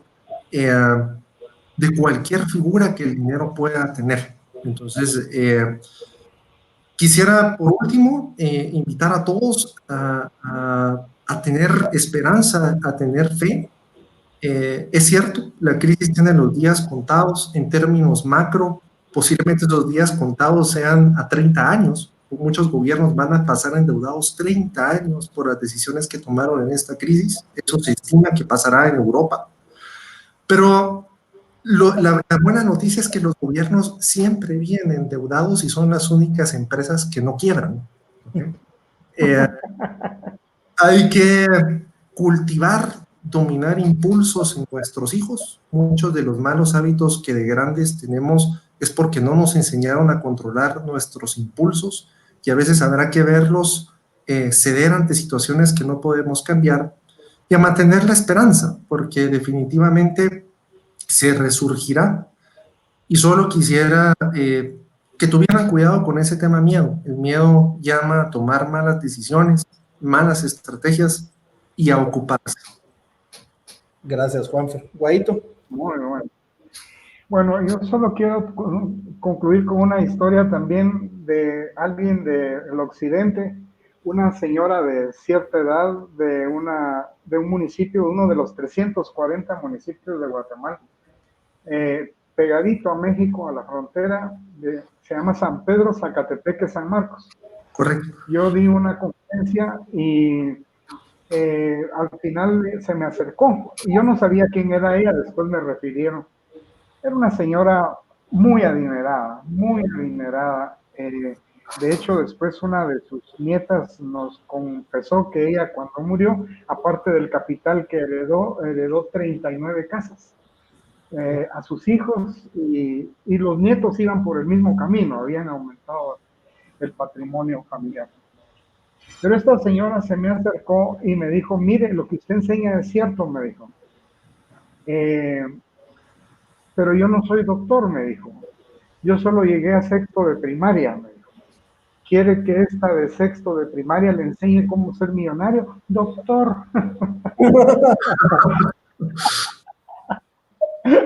Me encantaría, le dije yo. Sí, porque yo tengo un dicho, ¿verdad? Trajes, celulares y carros vemos, billeteras no sabemos. Entonces, ¿cómo se hace la plata? Le pregunté yo.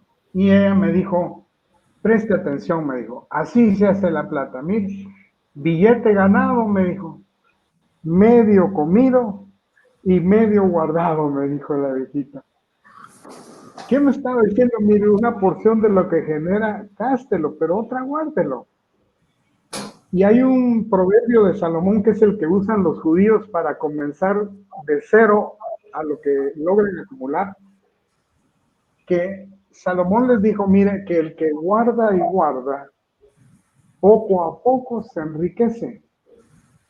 Y el que gasta y gasta, poco a poco se empobrece. Proverbio 13:11 en la versión lenguaje actual. Y ella lo simplificó. Esa es la frase ícono ahora de mis enseñanzas. Billete ganado, medio comido y medio guardado. Hablando de aeropuertos, estábamos cambiando avión y llevábamos nuestra maletita con mi esposa para ir al otro vuelo y venía la tripulación de otro vuelo y nos encontraron y cuando nos vieron los dos nos hicieron, eran exalumnos. Ya lo había quedado. Ya se les había quedado. Yo cerraría mi participación con esa. Si les queda claro, si dependen de un salario o dependen de sus ingresos por cuenta propia, una parte de lo que ustedes generen, gástenla y otra guárdenla, porque el que guarda y guarda, poco a poco se enriquece. Es la única forma de hacer capital, porque el dinero que uno se gasta se va a la casa de otro, el que uno guarda se queda en la casa de uno, y esa es la plata. Así se hace la plata, en forma sencilla. Así se lo explico yo a mis colegas de la Universidad del Valle, summa cum laude, y así a los líderes indígenas del altiplano que no saben leer y lo entienden. Ya saben que una parte es para esto y otra es para esto. Y de ese gusto lo que quiera, pero asignen una cantidad, pero hay otra que ustedes deben de guardar. Y les hablo de la fórmula 20-80, que es de cada 100 quetzalitos, agarren 20, agarren 10, honren a su papá, agarren 10, guárdenlo para su casa y 80 para otras casas. ¿Qué casas? Me dicen. La casa del señor del agua, de la luz, del teléfono, del cable, colegio, supermercado, gasolina, tortillería, panadería, carnicería, celulares y todo lo demás. 80 de cada 100 se van a otras casas. Justo es que por lo menos guardemos 10 para nosotros. Y al que es micro y pequeño empresario se la pongo en 30-70. O sea, 10 para tu papá, 10 para tu casa, 10 para el negocio y 70 para las otras casas, porque ese 10 para el negocio es tu capital de trabajo, que no te va a demandar depender del crédito que te hace generar intereses que vas a tener que sudar cada día a las 5 de la mañana para ir a pagar eso. La lucha es que te quede a ti la mayor cantidad de plata y con ideas sencillas, pero que te permiten salir adelante y dejarles, como dice la escritura, casa y herencia a los hijos. Pero esa es herencia, lo físico, pero luego el legado que es el carácter, la pasta de qué está en uno hecho y cómo mi papá funcionaba y qué hacía y qué no hacía. Esa sería mi conclusión. Muchas y gracias. Qué gusto haberte conocido, Juan Fernando, ¿oíste? No había tenido la oportunidad y yo solo, porque veo muy injusto esto, Julio, ya que siempre nosotros tenemos las palabras antes de tu cierre. Yo particularmente te agradezco todo lo que has inspirado mi vida y la vida de muchas personas. Yo siempre he pensado que el secreto de tu carisma es que pones en primera persona los ejemplos que nosotros vemos en empresas a las que posiblemente nunca conozcamos personalmente. Compartir tus experiencias es un gran valor agregado, ver que se puede salir de situaciones complejas, ser creativo y quisiera hacerte justicia con eso, reconocer toda la labor que haces desde una forma muy desinteresada. En ocasiones yo te vi apoyar emprendedores casi a medianoche sin cobrarles un centavo y hoy son empresarios sólidos y fuertes. Así que yo también quisiera decirle a la audiencia que si están pensando en emprender, en tener una empresa propia, tienen un mentor de lujo hecho en Guatemala. Así que agradecerte también. Y muchas gracias. Gracias a ambos. Buenísimo. Él es mi consultor también en mi empresa, Julio. Pues yo les agradezco mucho a ambos porque han sido amigos, han sido mentores y me encanta poderle presentar a la audiencia, a la gente que ha impactado mi vida y así que les agradezco por eso. Me encanta la frase del propósito. El dinero es un excelente siervo, pero es un pésimo amo. Y creo que en la medida en que vemos el dinero como un medio para lograr diversas cosas y bendecir a muchas personas y agregarles valor, creo que simplemente veremos que fluirá más de eso a través de nuestras vidas. Creo que el propósito que tenemos para conseguirlo es fundamental y sobre todo en esta época es importante tener una tierra prometida para la cual vamos a luchar y tener la esperanza de que lo mejor está por venir. Así que muchas gracias. Les invitamos a la siguiente sesión donde hablaremos de marketing con nuestros ejecutivos invitados de Tigo, de Campero y la división de alimentos de Multinversiones y de Grupo Financiero GIT Continental. Soy Julio Zelaya, que Dios les bendiga y gracias de nuevo a nuestros invitados y nos vemos a la próxima. Muy feliz noche. Muchas gracias. Buenas noches.